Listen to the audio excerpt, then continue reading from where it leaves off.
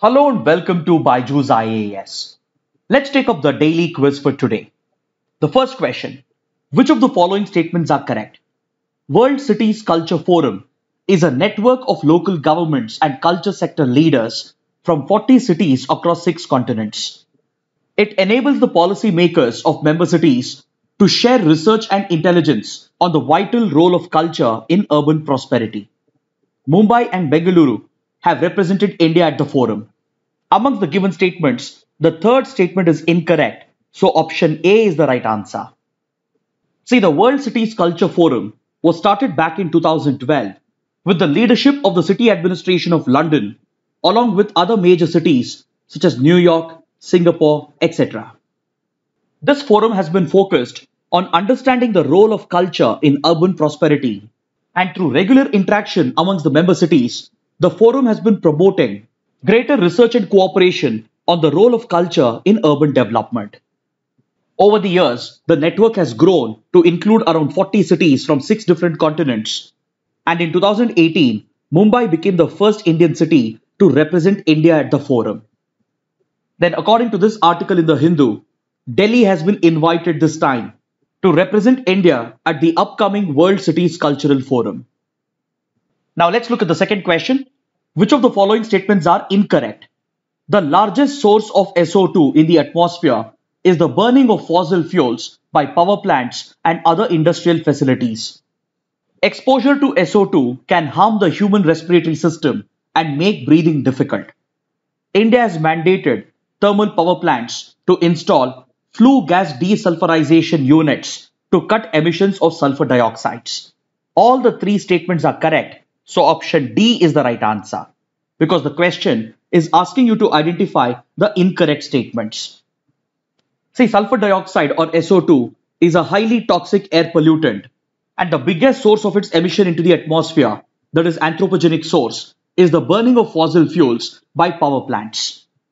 There are several other industrial processes as well which releases SO2 into the atmosphere, and any short-term or long-term exposure to SO2 can significantly affect the human respiratory system, especially those who are already suffering from asthma-like conditions. Because SO2 in the atmosphere tends to react with other molecules, and these sulfur-based oxides can break down into particulate matter, and these fine nano-sized particles can get lodged in the lungs, thereby affecting breathing. One of the most preferred techniques to combat the emission of SO2, especially from thermal power plants and industrial facilities, is to install flue gas desulphurization, which basically helps in removal of SO2 from both industrial and power plant emissions. See, according to this article in The Hindu, India had mandated that all coal-based thermal power plants should install flue gas desulphurization units by 2017. But this deadline was not met by the industry by citing the high cost of compliance involved in installing the FGD units. Subsequently, they lobbied with the government and they managed to get an extension, and accordingly, the coal-based power plants were categorized into different regions based on the extent of air pollution in each region, and they were prescribed varying deadlines ending in 2022. But again, the thermal power plants have failed to meet the deadline, and based on the recommendations of the Ministry of Power, the Ministry of Environment and Forest has provided yet another extension from 2022 to 2025. Under these new emission rules, coal-based thermal power plants that are located in heavily polluted regions, such as the capital New Delhi, they will have to comply by these guidelines by 2022. Whereas those units located in less polluted areas, they have time until 2025 to install the FGD units. Those power plants that fail to comply with these emission standards, they will be levied heavy penalties based on every unit of electricity that they produce. Now let's look at the third question. Which of the following statements are correct? Rabha tribe is an indigenous Tibeto-Burman community and are found in Assam, Meghalaya, West Bengal in India, and as well as in Bhutan, Bangladesh and Nepal. They perform a folk dance known as Hamja. Both the statements are correct. Option C is the right answer. This question was taken up because The Hindu carries this image which depicts the Rabha people performing their traditional folk dance known as Hamja. The Rabha tribe is an indigenous tribal community of the Tibeto-Burman origin, and in India they are spread across Assam, West Bengal and parts of Meghalaya.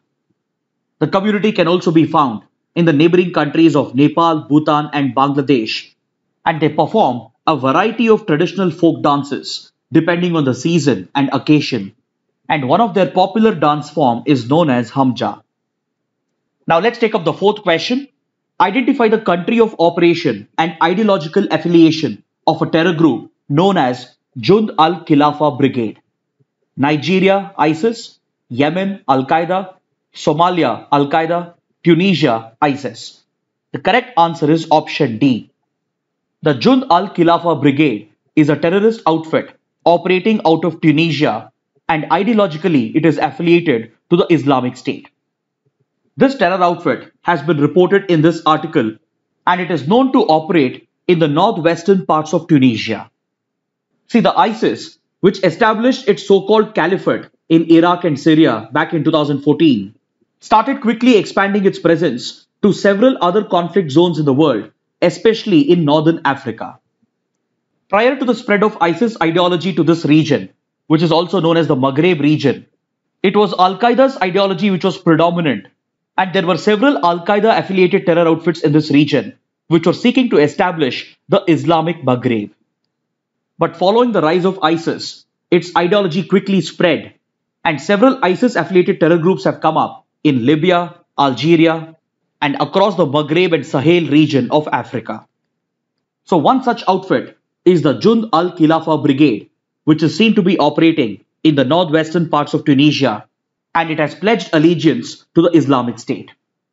Recently, its leader was listed as a specially designated global terrorist by the US State Department as well.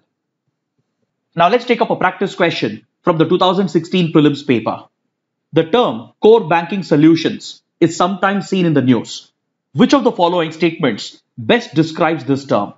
It is a networking of a bank's branches which enables customers to operate their accounts from any branch of the bank on its network, regardless of where they open their accounts. It is an effort to increase RBI's control over commercial banks through computerization. It is a detailed procedure by which a bank with huge NPAs is taken over by another bank. This is a very straightforward and factual question, and we can say that statements 2 and 3 are incorrect. So option A is the right answer. Now coming to the fact of the day, let's talk about the PM KUSUM scheme, under which the first farm-based solar power plant has come up in Rajasthan. See, PM KUSUM is an agriculture and farmer-oriented renewable energy scheme that has been launched by the Ministry of New and Renewable Energy. PM KUSUM stands for Pradhan Mantri Kisan Urja Suraksha Evam Uttan Maha Abhiyan. It is a scheme which incentivizes farmers to install solar-powered pumps and grid-connected solar and other renewable power plants on their agricultural fields and barren lands. It seeks to promote the decentralization of solar power production in the country, and it is a farmer-oriented scheme that seeks to provide additional income to farmers by providing them the option to sell any additional power that they produce through their farm-based solar panels back to the grid, which has to be purchased by the distributing companies. Under this scheme, the center, in collaboration with the states, aims to add at least 25 to 30 gigawatts of capacity by 2022 in the area of solar and renewable energy projects. For this scheme, the center has announced a financial support to the tune of 34,000 crore rupees, and it is designed to benefit the DISCOMs, the state governments, farmers, and as well as the environment. See, since electricity for agriculture is heavily subsidized, farmers have no incentive to conserve electricity or groundwater, and this leads to the overexploitation of groundwater through the usage of electricity-powered irrigation pumps. This large-scale consumption of electricity, followed by heavy subsidies, also affects the financial position of the DISCOMs, and hence the PM KUSUM scheme can help in arresting this trend. Because under the scheme, farmers are being incentivized to generate solar power within their farmlands and sell the surplus back to the grid, which will automatically make the farmers more rational and reasonable when it comes to consumption of electricity and running of irrigation pumps, thereby promoting efficient exploitation of groundwater, followed by reduced consumption of electricity from the grid and reduced losses for the distributing companies. And since the scheme is decentralizing solar power production, it will also help in reducing transmission losses because the power is being produced on the farm itself. This will help the state governments in a very big way because it will help in reducing subsidy for both electricity and irrigation, and it will also help the states to meet their renewable purchase obligation targets. This scheme not only ensures water security to the farmers, but it also guarantees them a source of power and as well as an additional source of income by selling the surplus electricity back to the grid. Overall, the scheme will benefit the environment as well because it will reduce the farmers' dependency on diesel pumps and instead it will motivate them to adopt decentralized solar-based irrigation along with promotion of efficient usage of groundwater, and these far-reaching benefits of the scheme makes it a very critical program for the Government of India. So with this, let's conclude our discussion for today. Thanks for watching.